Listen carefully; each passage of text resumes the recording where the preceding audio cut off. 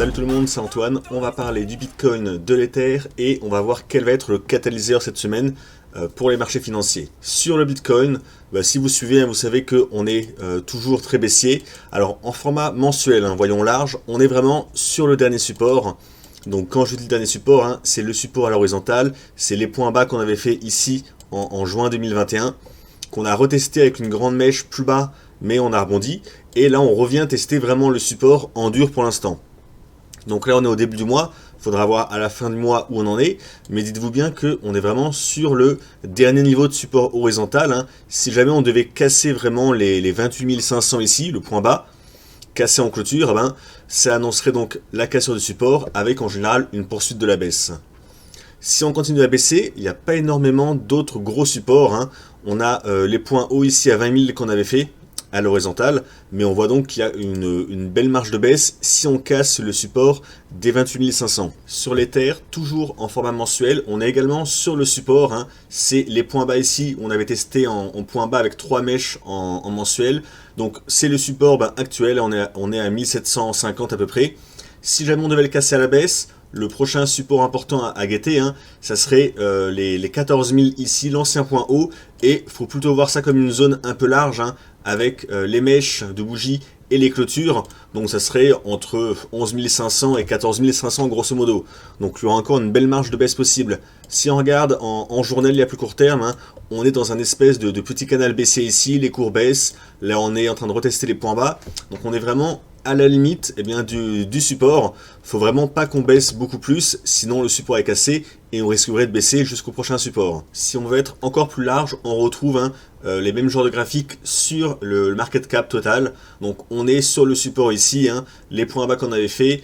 Là on les reteste, encore une fois, si on les casse, il y a vraiment un risque de poursuite baissière, voire d'accélération baissière. Alors je suis volontairement très simple dans l'analyse technique, là qu'on parle du market cap ou qu'on parle du Bitcoin, parce que ce qui va compter maintenant, c'est plus vraiment la technique, c'est plutôt les fondamentaux. Personne ne peut vous dire actuellement, à l'instant T, si ça va rebondir ou casser. Il n'y a pas d'indicateur magique, c'est pas la peine de chercher et de triturer le graphique dans tous les sens. Personne n'est devin, aucun indicateur ne va pouvoir vous prédire la cassure ou pas du support. Ce qui va vraiment compter pour moi, c'est vraiment les fondamentaux et l'évolution des fondamentaux. Et la donnée fondamentale la plus importante actuellement, c'est les taux directeurs. Alors, je vous en parle depuis déjà pas mal de semaines dans la vidéo, je ne vais pas vous refaire une vidéo là-dessus, mais c'est quand même vraiment la donnée la plus importante à guetter, à suivre. Les taux directeurs, quand ils remontent, ça fait monter la monnaie en général. Donc si on prend les taux directeurs US qui ont été remontés, on voit que le dollar s'est très fortement apprécié. Là on est toujours en mensuel. Vous voyez que depuis des mois et des mois, le dollar monte parce qu'on sait que les taux directeurs vont monter et sont en train de monter. Et ça d'ailleurs, je vous en parlais déjà depuis très longtemps sur TradingView, dès ici sur mon profil, dès le 29 juin 2021, on était en bas du range ici et je disais qu'il y avait des bonnes chances qu'on remonte en haut du range parce qu'on avait déjà à l'époque une possible remontée des taux directeurs pour fin 2023. Donc on sait que ça a été beaucoup plus rapide que ça, vu que l'inflation a commencé à exploser. Les taux directeurs n'ont pas attendu 2023. Dès la fin de l'année 2021, la hausse des taux a été annoncée et a commencé par la suite. Donc si on regarde très rapidement ce qui se passe après, on était en bas d'une espèce de range ici sur la valeur du dollar et on a été chercher presque immédiatement après. On va voir ici, voilà, on était là. On a été chercher l'eau du range. Et ça, c'est pas très bon pour le marché crypto et pour les actions, parce que un dollar plus fort, c'est un dollar plus cher. Ça veut dire que le Bitcoin, par exemple, face au dollar, va avoir du mal à monter parce que le dollar est très fort. Alors des fois, c'est vrai que c'est pas évident à comprendre la logique pourquoi quand les taux d'intérêt remontent, la devise remonte. Il faut savoir que sur le marché d'échange, donc sur le Forex, quand vous jouez et que vous achetez une devise par rapport à une autre, vous allez comparer le taux directeur des deux devises. Par exemple, si j'achète de l'USD face au yen, donc j'achète du dollar américain et je vends du yen sur le marché, si on a un taux directeur, mettons de 2% sur le dollar et un taux directeur de 0% sur le yen, la différence entre les deux c'est 2%, ça veut dire que ma position longue sur l'USD face au yen va me rapporter 2% par an de façon passive. Si vous gardez votre position pile un an, vous avez gagné 2% du montant de la position sans rien faire, même si les cours n'ont pas bougé. C'est ce qu'on appelle le carry trading et ça veut dire que si vous avez $1 million à placer, que vous pouvez le placer en yens, en euros, en ce que vous voulez en francs suisses, eh bien, vous allez avoir tendance à le placer dans la monnaie qui va avoir le meilleur taux directeur parce que ça vous fait des rendements passifs. Ça veut dire que si vous aviez 1 million en yens, 1 million de dollars, eh bien, vous allez les changer en dollars américains, donc vous allez acheter le dollar américain pour toucher en fait ce taux directeur. Si on regarde la courbe des taux directeurs de la Fed, donc pour les US, on voit que là, on a amorcé une remontée des taux. On avait des taux quasiment à 0%. La Fed est en train de les remonter au fur et à mesure. À chaque nouvelle réunion, elle annonce une nouvelle hausse de taux. Donc ça, c'est plutôt de nature à continuer de faire grimper le dollar. Après, on voit qu'on n'est pas si haut que ça par rapport au pic qu'on avait fait avant sur le taux directeur. On est encore relativement bas. Donc les taux pourraient continuer à monter encore, et le dollar continuer à s'apprécier.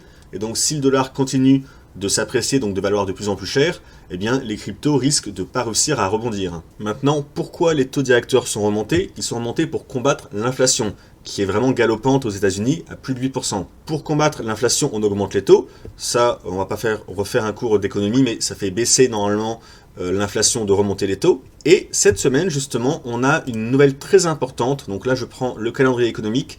Ça va être vendredi, donc à la fin de la semaine, on va avoir l'IPC. Donc l'IPC Core, c'est l'indice des prix à la consommation. C'est une donnée très importante qui est liée à l'inflation. L'indice des prix à la consommation, c'est pas l'inflation brute, c'est vraiment la mesure, c'est écrit ici, des biens et des services. Ça veut dire que dans cette stat, on ne prend pas en compte l'alimentation et l'énergie. Comme vous devez le savoir, en ce moment, ces deux secteurs, alimentation et énergie, ça explose. À cause de la guerre en Ukraine, à cause des conflits géopolitiques. Si on regarde le blé, regardez là en données mensuelles, depuis quelques mois, le cours du blé a explosé à la hausse. Ça crée de l'inflation. Pareil pour l'énergie, si on prend le pétrole, voilà, le pétrole explose à la hausse, on est à 118 ici, on revient vraiment sur des sommets qu'on avait lors de la crise de 2008, vous voyez. Donc tout ça, ça génère de l'inflation. Mais l'indice des prix à la consommation ne prend pas ces secteurs en compte. Ça veut dire que même sans ça, eh bien, on a quand même une inflation qui existe. D'ailleurs, l'inflation existait avant qu'il y ait la guerre en Ukraine. C'est dû à la Covid, avec l'impression monétaire qui a flambé. Ça a créé de l'inflation. Donc, des fois, on dit que la guerre a bon dos. Ça a accentué l'inflation, mais elle était déjà largement en augmentation avant ça. Donc, l'inflation actuellement, ici, on est à 8,30. Et si on prend l'inflation core, on n'est que à 6,20. Donc c'est ça la stat qu'on va avoir vendredi. Ça va être vraiment ce niveau. Et ce qu'on voit, c'est que on a eu une petite décélération de l'inflation sur la dernière stat. On était à 6,50. On a baissé un peu à 6,20. Donc là, il y a deux scénarios. Soit la hausse des taux qui a été entamée permet de faire baisser l'inflation et ça va se poursuivre, l'inflation va durablement baisser, c'est ce qu'on espère, soit c'est quelque chose de marginal, ça va pas suffire, la hausse des taux actuels ne va pas suffire à endiguer l'inflation et on va repartir à la hausse. Et c'est pour ça que la stat vendredi va être très très importante. C'est elle qui va pouvoir nous dire est-ce qu'on repart dans une spirale inflationniste ou est-ce que la Fed et les autres banques mondiales ont réussi à combattre l'inflation et à la faire baisser. Si jamais on repart vraiment à la hausse dans les chiffres d'inflation, ça veut dire que la Fed, dans le futur, dans les prochains mois, va continuer d'augmenter les taux, voire va augmenter l'accélération des taux. Là, pour l'instant, la Fed se cantonne à des augmentations de 0,5 points par 0,5 pour pas affoler le marché. Mais si l'inflation repart franchement à la hausse, elle risque d'augmenter le rythme des hausses avec peut-être des prochaines hausses de taux de 0,75 à la place de 0,50. Si ça arrive, le dollar va continuer à partir à la hausse, va valoir de plus en plus cher et ça va pénaliser le marché crypto et actions. Ça veut dire que si l'inflation vendredi est très haute, eh bien on risque d'avoir une poursuite de la baisse sur le marché crypto. Et là où c'est très important, c'est que sur les cryptos, en fait, techniquement, on n'a plus de marge pour pouvoir baisser. Si on baisse encore, on casse le gros support, que ce soit sur le Bitcoin, l'Ether ou même sur le market cap, on voit vraiment qu'on est sur les derniers supports. Donc s'il y a une mauvaise nouvelle supplémentaire qui s'ajoute vendredi avec l'inflation qui reprend à la hausse, eh ben, les cours vont mécaniquement baisser, parce que ça va les faire baisser, mais ça veut dire qu'on va finir par casser ce support pour de bon. Et si on le casse, j'ai peur qu'on ait une vraie accélération baissière sur le marché. Donc c'est pour ça que la stat de vendredi va être très importante pour moi, parce que c'est ce que le marché scrute en ce moment. Le marché scrute vraiment l'indice des prix à la consommation, enfin l'inflation plutôt au sens large. Donc ça, c'est la prochaine donnée sur l'inflation qui est publiée vendredi. Donc c'est là que le marché va se faire une idée. Est-ce qu'on arrive à combattre l'inflation ou est-ce qu'elle repart? Si elle repart, j'ai très peur qu'on parte vraiment à la baisse parce qu'on est sur le dernier support. Alors ça ne veut pas dire qu'on va repartir à la hausse sur l'inflation, hein, ça j'en sais rien du tout, mais c'est pour vous prévenir, si jamais on devait casser ces supports parce que la mauvaise est nouvelle, on risque d'avoir une baisse et une accélération de la baisse. Par contre, si jamais on remarque que l'inflation est en train de baisser, donc pour la deuxième fois d'affilée, alors là peut-être qu'on pourra se dire que on a réussi à juguler l'inflation, donc si on continue à baisser, et dans ce cas-là, eh bien, ça pourrait favoriser les marchés risqués, donc les marchés actions et les marchés crypto. Et on pourrait avoir dans ce cas-là eh bien, un rebond. Donc encore une fois, je ne sais pas du tout comment va être la stat, ça vous le saurez en même temps que moi à 14h30 vendredi, mais suivez-la de près parce que c'est elle qui va pouvoir nous donner pas mal d'indices sur la potentialité d'un rebond ou d'une cassure de ce support très important sur les cryptos. Je vous conseille de ne pas rester collé sur vos graphiques en petite unité de temps en ce moment.